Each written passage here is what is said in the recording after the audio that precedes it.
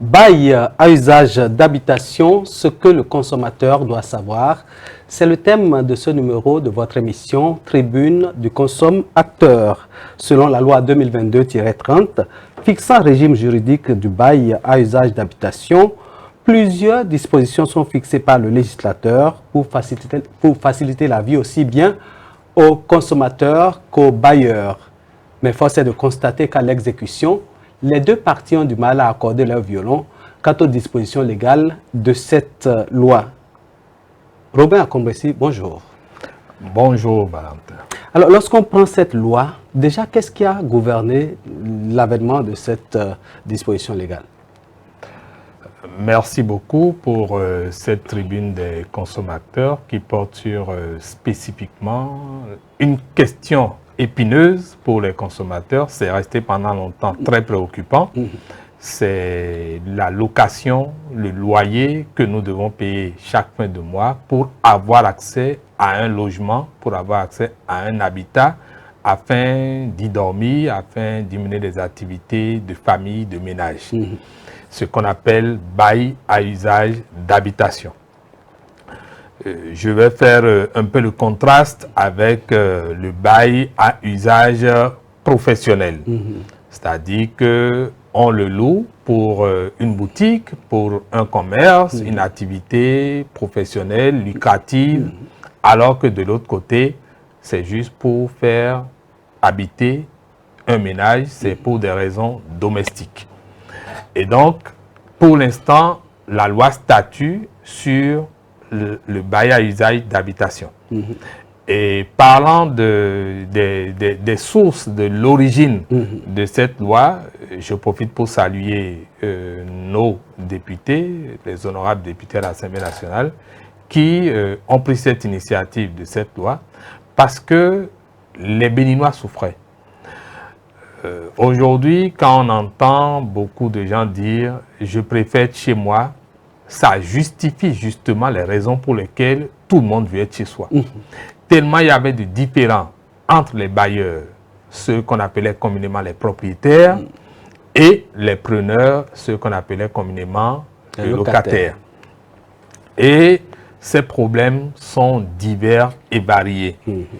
C'est simplement parce que l'un veut gagner de l'argent, mais n'est pas forcément outillé pour la promotion immobilière. Il a des ressources financières, il a de l'espace, des terres qu'il veut valoriser, mais il ne comprend pas le mécanisme de la promotion immobilière parce que par rapport à ce bail justement d'habitation, à usage d'habitation, il n'y a pas un encadrement juridique qui a été défini. Et le second, le locataire, qui veut habiter quelque part, mais qui parfois est face à des situations financières qui font qu'il n'honore pas toujours ses engagements, ou qui, parce que ne cernant pas aussi les bonnes pratiques, les règles de bon voisinage, peut avoir des comportements qui méprisent toute règle de bonne vie en communauté, toute règle de respect vis-à-vis du fournisseur, ce qui fait que le fournisseur et le consommateur ne s'entendent pas. Mais au milieu de ces deux, il y a un élément très utile, mais parfois très controversé, qu'on appelle le démarcheur, communément. C'est en fait l'agent immobilier. Mais ce démarcheur, c'est ce monsieur qui veut de l'argent et qui a les informations sur tel propriétaire a une habitation qu'il veut louer, tel consommateur souhaite loger quelque part, et lui joue les intermédiaires. Mais dès que vous commencez, eh bien lui, il n'est préoccupé que par l'argent. La plupart, ce n'est pas tous. Donc finalement, cette mélasse de considération d'intervenants fait que ni l'un ni l'autre n'est totalement satisfait et le secteur, combien utile, finalement, n'arrive pas à apporter une plus-value plus structurée au plan économique et au plan social, et même, je dirais, psychique, parce que les gens habitent quelque part, ne sont pas heureux, des gens construisent leur maison pour mettre en location, ne sont pas heureux, et les démarcheurs aussi, quand vous voyez à l'époque les conditions dans lesquelles ils se mettent avec un peu d'excitant, bon, vous comprenez qu'ils ne sont pas totalement épanouis non plus. Alors, lorsque on vous écoute, on a tendance à penser que la loi est venue régler un problème. Mais tout de suite, je me rappelle qu'au lendemain de la prise de cette disposition légale, j'étais avec une structure immobilière et la maison dont on parle appartient à un député. Alors, il dit, on va simuler quelque chose. Je dis, combien paye-t-on, combien de mois de loyer faut-il verser pour intégrer une maison? Il prend son téléphone, il appelle le député à l'Assemblée nationale et il dit, cette loi-là, c'est pour eux. Chez moi, on paye 6 mois. Quand vous êtes face à une situation comme ça, qu'est-ce qu'il faut faire en tant que locataire? Vous avez abordé un nœud gordien du problème. Effectivement, ça a été une pilule très difficile à avaler pour les propriétaires ou pour les bailleurs au début, parce que vous voyez, en fait, lorsqu'ils investissent dans l'immobilier, tout de suite ils se disent il faut amortir, il faut pouvoir rembourser les dettes au niveau des banques ou des institutions financières globalement. Et donc, en prenant 6 mois, ça fait une bonne cagnotte pour pouvoir amortir. Mais voilà que la loi a dit désormais, c'est 3 mois de caution pour les baux à usage d'habitation. Ce qui fait qu'ils ne sont pas contents. Et quand ils ne sont pas contents, on va se référer simplement à l'article 3 de la loi 2022-30 qui dit que nul ne peut se faire refuser la location parce que on trouve une raison qui peut être liée peut-être à ses capacités financières, qui peut être liée à sa situation professionnelle, à son sexe, à sa race, son ethnie, à ses opinions politiques, ainsi de suite, religion, etc. Et donc, à partir du moment où tout le monde a le même droit d'avoir accès au logement, pour peu que la personne ait les moyens de payer mensuellement et soit prêt à payer mensuellement ce qui lui est indiqué, proposé, on ne peut pas ne pas respecter la loi et dire que parce que moi j'avais cette pratique, eh bien, ça ne changera pas parce qu'on se dit de ma posture, si je le fais, rien ne se passera. Non, ce n'est pas toujours comme ça. D'ailleurs, on sait bien que dans la République aujourd'hui, c'est difficile de pouvoir toujours montrer que on a le dos très large et qu'on peut tout se permettre dans la République. Ce n'est plus le cas. Donc, il suffit simplement pour le consommateur, dans un premier temps, de faire recours à une association de consommateurs, ou bien même de notifier à l'agent immobilier ou au bailleur, si vous le rencontrez directement, que la loi a dit qu'on ne peut pas lui refuser la location. Et s'il s'entête? S'il s'entête, vous voyez l'association de consommateurs qui peut aller vers le bailleur ou l'agent immobilier. Maintenant, au pire des cas, vous faites recours au ministère en charge du cadre de vie qui parraine ça. Et si cette tentation de conciliation ne passe pas et que c'est ça, à ça que vous tenez, parce que, vous savez, parfois vous tombez sur des habitations, des logements, vous regardez les facilités, l'aisance que vous avez en termes de mobilité pour pouvoir aller au service, pour permettre aux enfants d'être dans l'école la plus proche, et vous vous dites, mais ça c'est bien pour moi. Ou bien vous voyez le cadre de l'environnement qui est propice à l'hygiène et tout, et vous vous dites, mais c'est ça qu'il me faut. Donc si vous y tenez, bon, il faut forcer un peu. Parce qu'en fait, c'est en forçant un peu qu'on amènera les gens à respecter cette loi 2022-30. Si on se dit, bon, parce qu'il a refusé, je ne fais plus rien, eh bien, ça veut dire qu'on encourage à cela.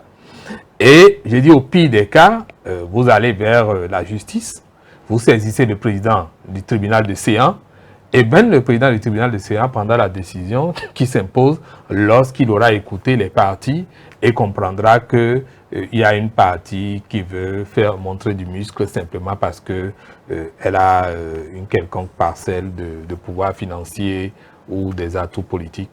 Mais chez nous, on dit souvent hein, que c'est moi qui ai construit ma maison, c'est à moi de choisir qui va prendre ma maison. Et non. Vous dites, à vous écouter, c'est comme si... L'article 3 dit niet. On ne peut pas refuser la location à quelqu'un pour peu que la personne ait les moyens de pouvoir payer. Vous ne pouvez pas le refuser parce qu'il y a des considérations très subjectives. Vous ne pouvez pas. L'autre stratagème hein, qu'on trouve, ce sont les cautions. Il y a tellement de cautions qu'à un moment donné, le preneur est obligé de reculer. Est-ce que vous pensez que les cautions aussi ont été conditionnées par cette loi-là? En fait, il y a la caution qui constitue les 3 mois pour les baux à usage d'habitation. Oui. Et il y a quelque chose que subtilement certains bailleurs ou propriétaires mettent en avant, et ils réclament des avances. Et donc, ils vous disent, par exemple, vous donnez une avance de 3 mois ou de 2 mois, et ce faisant, ils se disent qu'ils sont couverts parce que vous avez déjà payé en avance. La loi n'a pas dit qu'ils devaient réclamer des avances. Mais il y a la question du contrat qui est obligatoire. Et le contrat étant obligatoire, c'est prévu à l'article 5 de la même loi, c'est que les deux parties doivent s'entendre. Si vous vous entendez sur ça, c'est bon.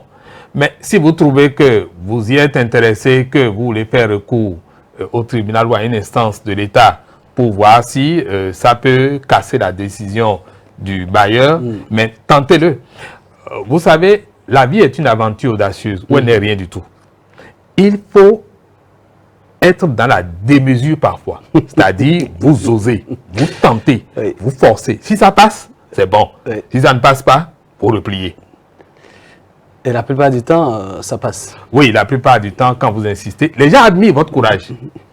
Les gens admirent votre courage. Lorsqu'on prend la voix des consommateurs, quel type de plaintes recevez-vous?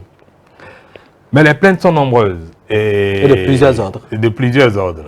Mais celles qui sont les plus récurrentes, c'est les questions liées d'abord aux cautions, où, comme vous l'avez dit tantôt, on dit non, chez moi, c'est chez moi, la caution, c'est ça ou rien. Mais il y a des plaintes liées aussi à la restitution des cautions.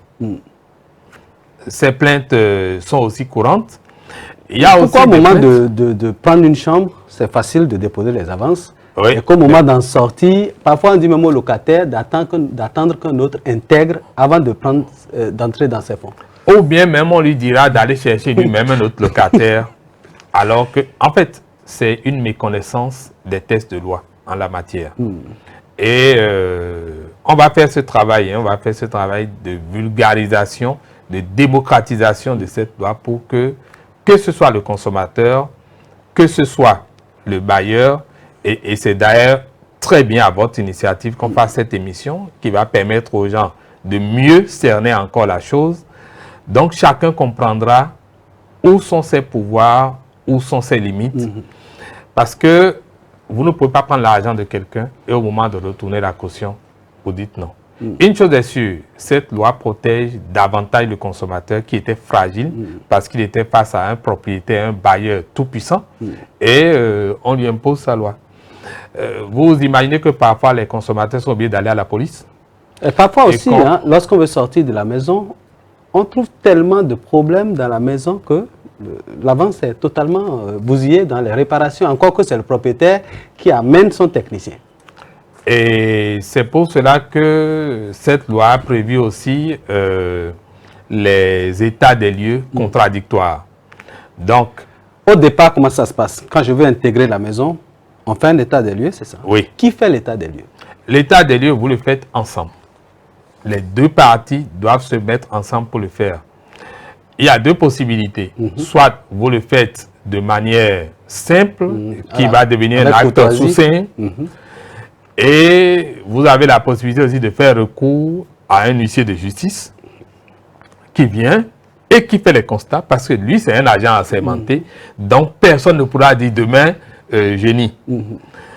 Mais ça coûte un peu, et donc, le consommateur ordinaire ne peut pas s'offrir forcément ce luxe. Mais si on veut prendre des garanties, Oui, si il vous vaut voulez mieux prendre aller sur ce terrain. oui, surtout si le loyer coûte cher, il vaut mieux le faire. Ça évite bien des difficultés. Et vous avez le cas des gens qui ils prennent l'appartement et on a bien fait l'état des lieux, hein. Mais à peine le premier jour, le deuxième jour, vous constatez que les sanitaires sont devenus défaillants, défectueux. Parce que simplement, les équipements utilisés ne sont pas de bonne facture. Les matériels utilisés, les accessoires ne sont pas de bonne facture, les mécanismes sanitaires ne sont pas de bonne facture. Et vous tournez à peine un robinet une deuxième fois, vous appuyez sur le bouton pressoir des WC, des chasses, et puis vous allez voir l'eau coule désormais dans la cuvette en permanence. Donc c'est vous qui payez la facture d'eau. Donc quand vous constatez ça, le premier réflexe c'est d'appeler en même temps le promoteur, le bailleur, et de lui faire constater. Maintenant, s'il ne veut pas reconnaître, vous demandez à ce qu'il y ait un état des lieux contradictoire, puisque c'est le premier ou deuxième jour. Il faut commettre un expert. Oui, si vous saisissez la justice, la justice prendra des dispositions en sorte. Il y a même une agence qui a été mise sur pied, mais bon, le fonctionnement est encore un peu lent, qui est censé s'occuper de ça, normalement en faisant recours au ministère en charge du cadre de vie. Ça devrait pouvoir se faire.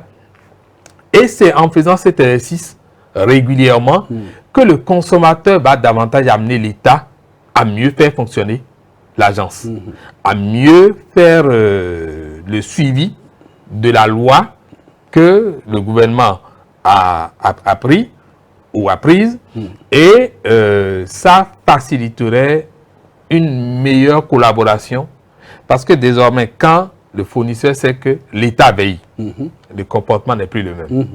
Quand le consommateur aussi sait que l'État veille, le réflexe n'est plus le même. Donc, c'est très important que les gens, même si après l'état de lieu, vous constatez des dysfonctionnements, je vais vous donner un exemple. Vous louez l'appartement et on vous dit que vous allez payer pour les fosses septiques, les vidanges des fosses septiques, entre autres les puisards. Et vous constatez que dès le moment où vous avez intégré l'appartement, que vous avez des refoulés. Des refoulés, que ce soit au niveau des cuvettes, que ce soit au niveau des lavabos, éviers et autres. Ça veut dire qu'en fait, entre autres, les fosses n'ont pas été curées. Ça n'a pas été curé, mais on vous livre ça. Et vous prenez l'appartement. On prélève, dans certains cas, on prélève chaque fin de mois. Oui, c'est ça. Les frais d'entretien. D'entretien pour faire la vidange après, mais en réalité, on ne fait pas. Et c'est vous qui subissez. Vous savez, lorsque vous avez ce genre de refoulés, c'est que toutes les bactéries, tous les microbes, tous les virus qui sont en fait dans ces fosses septiques sont mélangés à l'eau de la cuvette. Et quand c'est là, si vous venez vous asseoir sur cette cuvette, c'est que vous prenez des risques sûrs de contracter des maladies vénériennes. Vous n'avez pas eu à avoir des rapports peut-être risqués, mais vous allez attraper des maladies, des infections sexuellement transmissibles, puisque quand vous les avez, si vous avez des contacts avec d'autres personnes, vous allez les transmettre Bien aussi. sûr. Et donc, c'est très dangereux pour vos enfants. Donc, ces genres de cas, lorsqu'on s'y retrouve, et on reçoit ces plaintes, que les propriétaires, les bailleurs ne vident pas ou ne vidangent pas les fosses septiques. Donc, c'est très important de relever tout ça. Il y a les problèmes qui sont liés aux cautions de compteurs. Compteurs d'eau, compteurs d'électricité.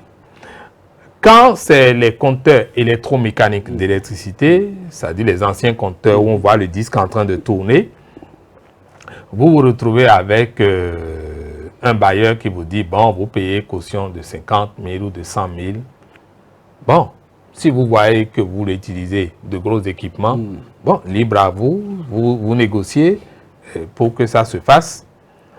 Mais lorsque vous êtes sur un compteur à carte, les compteurs semi-intelligents, vous ne comprendrez pas qu'on vous dit de payer une caution. Et ça ne peut pas se comprendre parce que pour ces compteurs à carte, vous payez en même temps, c'est-à-dire c'est du prépayé. Vous payez avant de consommer. Donc s'il y a de l'entretien, en réalité, c'est que lorsque vous payez, ça consomme. Mais il y a parfois des entretiens qui restent.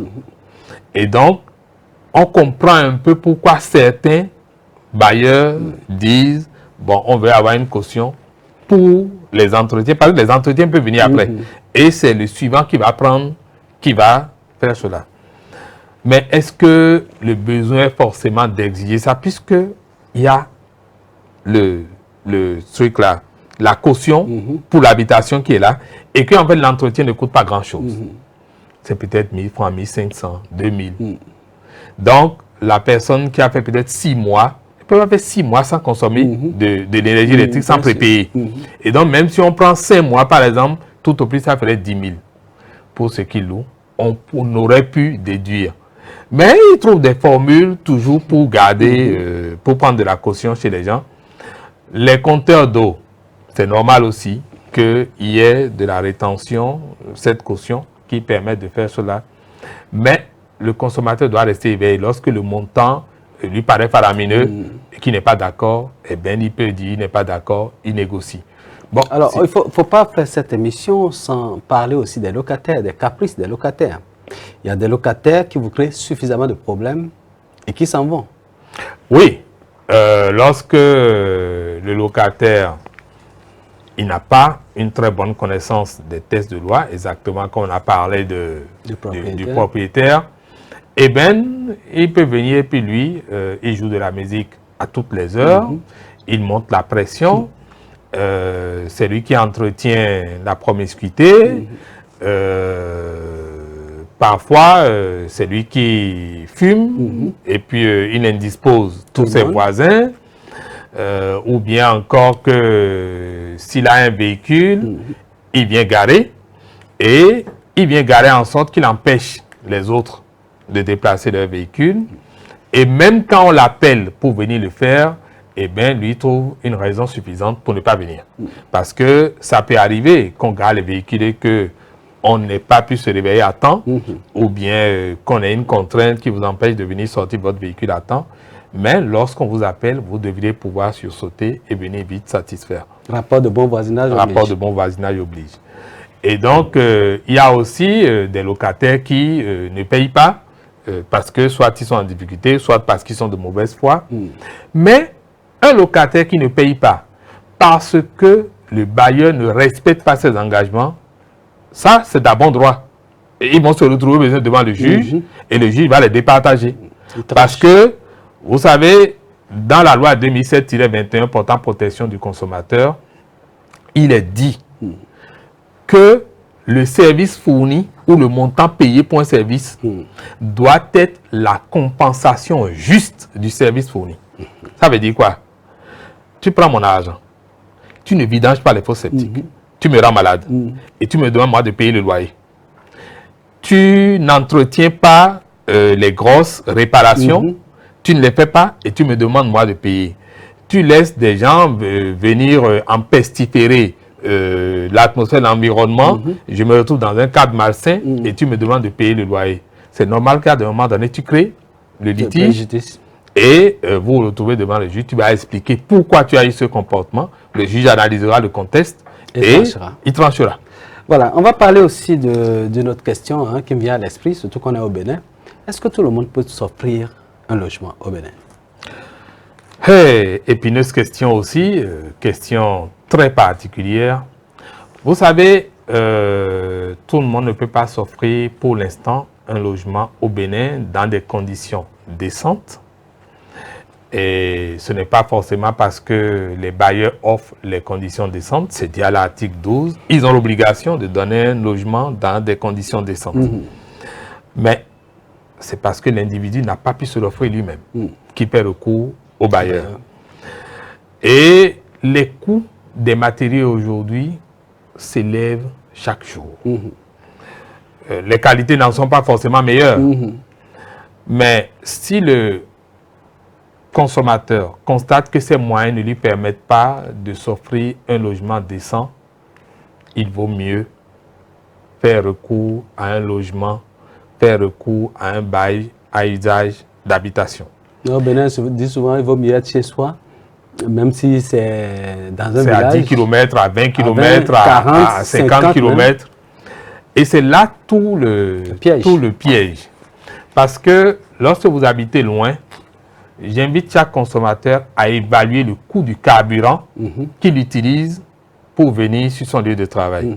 Première chose. Les risques.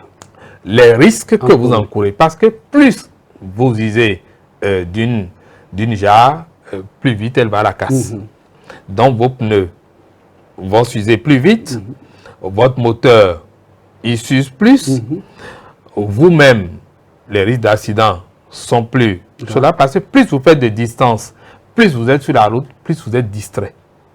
Surtout, il suffit que vous avez un petit stress, le risque est plus là. Vous respirerez plus de fumée lorsque vous circulez. Et en définitive, il n'y a que vous voyez moins vos enfants les matins et moins les soirs. Parfois plus du tout dans la semaine. Donc, lorsque vous évaluez tout ça et vous comparez aux avantages ou aux difficultés que vous avez dans les locations, vous vous dites, en attendant d'avoir de gros moyens et de pouvoir habiter, là, il vaut mieux louer. Donc, moi, je dis que les gens évaluent bien pour voir. Et en définitive, je voudrais dire ceci. Si dans notre pays, nous allons vers une réglementation qui permette à plusieurs personnes d'avoir une même parcelle et de pouvoir se partager en construisant sur le niveau, je crois que ça rendrait beaucoup service que des jeunes commencent par apprendre à avoir une même portion de terre et se partagent les logements parce qu'ils ne pourront pas. Les gens achètent des appartements aujourd'hui et en Occident et chacun a son appartement. Ça va rendre la tâche plus facile aux consommateurs plutôt que chacun va se dire je vais acheter une parcelle de 30 millions, 50 millions à Cotonou avant de construire. Ça va être compliqué. Voilà, on va s'en arrêter là parce que là le temps est vite parti. Il faut que chacun comprenne ces dispositions réglementaires pour pouvoir donc savoir, raison garder sur un certain nombre de questions. Monsieur Akrombessi, selon donc que les consommateurs, selon les téléspectateurs vont éprouver le besoin, nous allons revenir sur cette affaire de contrat donc au niveau des bails ou des baux des maisons. Et c'est sûr, hein, parce que le Béninois est très enclin aux questions d'habiter chez soi.